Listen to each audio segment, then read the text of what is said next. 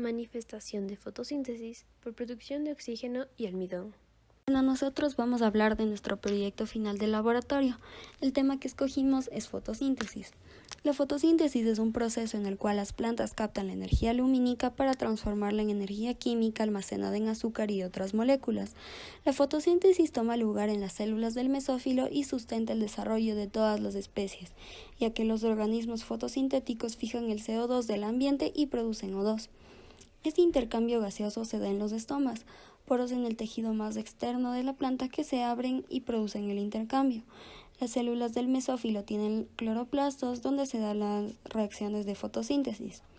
Está dividida en dos etapas, las reacciones dependientes de la luz, que toman lugar en la membrana tilacoidal. Aquí la clorofila capta las longitudes de onda de la luz, las cuales producen la excitación de los electrones, descomponiendo el agua, y se producen ATP y NADPH.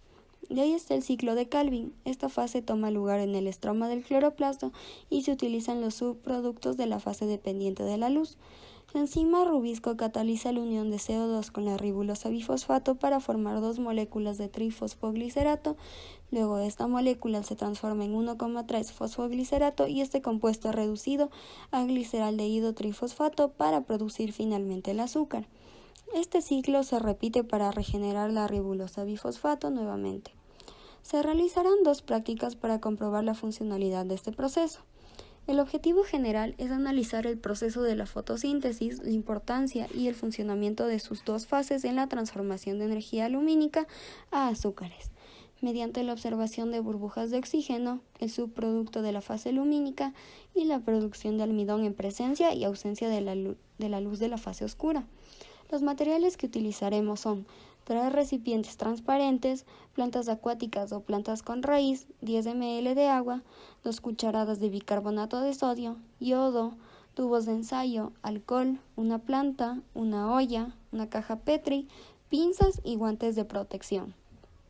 El experimento 1 se trata de la manifestación de fotosíntesis por producción de oxígeno.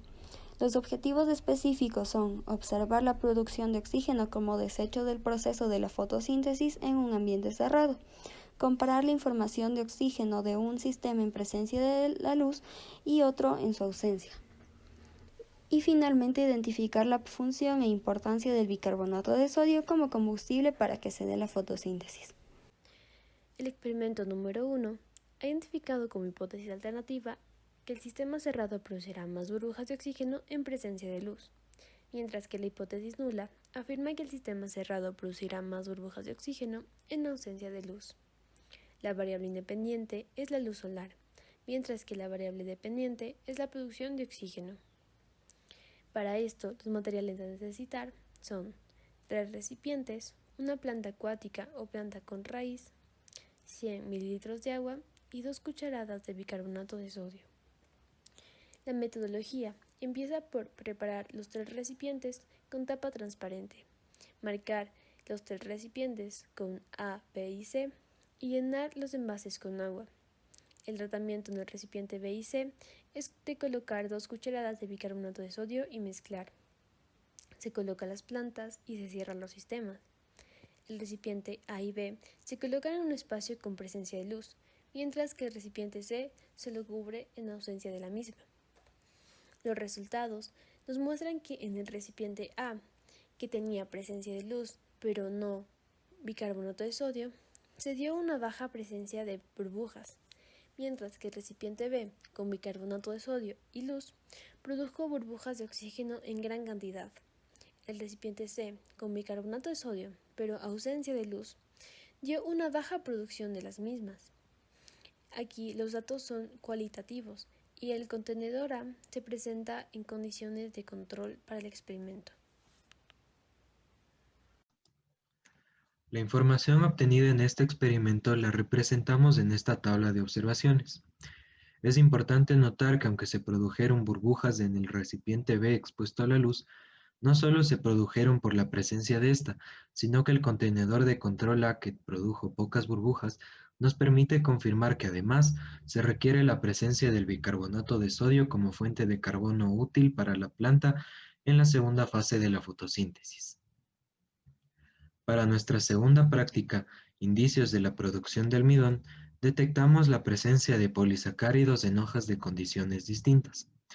Nuestros objetivos específicos de la práctica fueron analizar la importancia de la luz en las fases y procesos fotosintéticos, observar las condiciones para la producción de azúcares, el producto principal de la fotosíntesis a partir de la energía lumínica, y demostrar la importancia de la fase dependiente de luz en el funcionamiento de su fase subsiguiente, el ciclo de Calvin. Nuestra hipótesis a probar fue que la fotosíntesis en estas hojas necesita luz solar para formar almidón, mientras nuestra hipótesis nula fue que no la necesita para elaborarlo. Las variables que se manejaron fueron la luz solar, más específicamente los fotones que impactan a la planta, como la variable independiente, y como variable dependiente a esta variable independiente, la presencia de polisacáridos en las hojas. Ambas variables son cualitativas. Los materiales que utilizamos fueron yodo, presente en el colorante de Lugol, tubos de ensayo, alcohol, hojas de una planta, cajas Petri, pinzas, guantes de protección y una cocina y olla para realizar un baño María. También se podrían utilizar diferentes tipos de plantas para comparar los resultados. El método usado para este experimento fue el siguiente. Arrancamos una hoja de una planta. Luego, preparamos un tubo de ensayo con alcohol suficiente para cubrir la hoja completa. Posteriormente, hervimos la hoja en la olla durante 1 minuto. Lo retiramos con pinzas y guantes de protección. Luego, colocamos esta hoja en el tubo de ensayo con el alcohol. La sumergimos totalmente y luego calentamos en el tubo de ensayo en la olla hasta observar decoloración de la hoja. Cuidadosamente sacamos la hoja del tubo y la enjuagamos por 10 segundos. Colocamos la hoja en una hoja Petri y la abrimos para que sea solo una capa. Colocamos el yodo hasta cubrir toda la hoja. Esperamos 2 minutos para observar los cambios en el color. Este paso puede ser consecutivo a los anteriores, en el caso de que se posea 2 plantas. Colocamos la planta en total oscuridad durante 3 días. Repetimos desde el paso 1 con la hoja de la planta que estuvo en la oscuridad. Comparamos los colores. Los resultados fueron los siguientes. En la hoja de la planta que estuvo en presencia de luz, se cubrió de yodo y el yodo se ve que se incluye en el almidón, por lo que se tiñe de un color morado intenso. En la hoja que estuvo sin luz por 3 días, se puede observar que el yodo no se incluyó en el almidón y la hoja mantuvo su color original. Para ambos experimentos se acepta la hipótesis alternativa correspondiente. En el experimento 1 se produjeron más burbujas en el contenedor expuesto a la luz, mientras en el experimento 2 se detectaron polisacáridos, el almidón, en la hoja expuesta recientemente al sol. Ambos resultados corroboraron el proceso fragmentado de la fotosíntesis y su fórmula. Podemos concluir que los objetivos se cumplieron. Se analizó el proceso de la fotosíntesis y el funcionamiento de sus 2 fases. También se observó la producción de oxígeno como subproducto en la fase lumínica y la producción de almidón como producto del ciclo de Calvin. Se identificó las diferencias en la producción de oxígeno en presencia o no de luz. También se demostró la importancia de la fase lumínica para el correcto funcionamiento de la fase independiente de la luz.